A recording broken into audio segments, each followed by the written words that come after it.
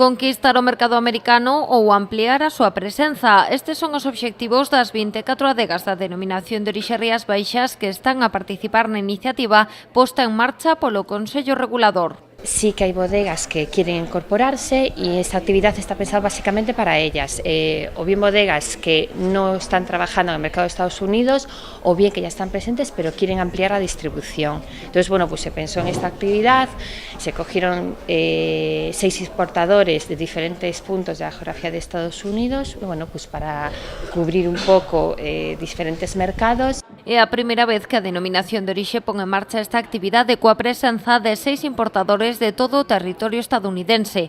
As reunións forman parte dunha misión inversa durante a que poderán coñecer in situ as peculiaridades de Rías Baixas. Y la idea era traerlos aquí, que conociesen la denominación de origen, nuestras peculiaridades, nuestras características, todo eso que nos hace diferentes y únicos, y después mantener reuniones individuales con las bodegas, un poco ya lo que nosotros llamamos mesas de trabajo. Y esta es la finalidad de esta actividad.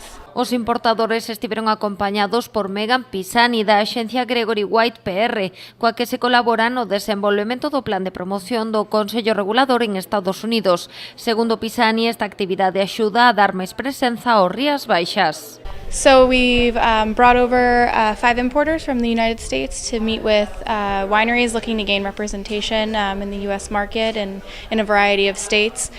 So they're going to meet with a range of wineries here to taste some new releases and hopefully bring in some new albariños into the U.S. market.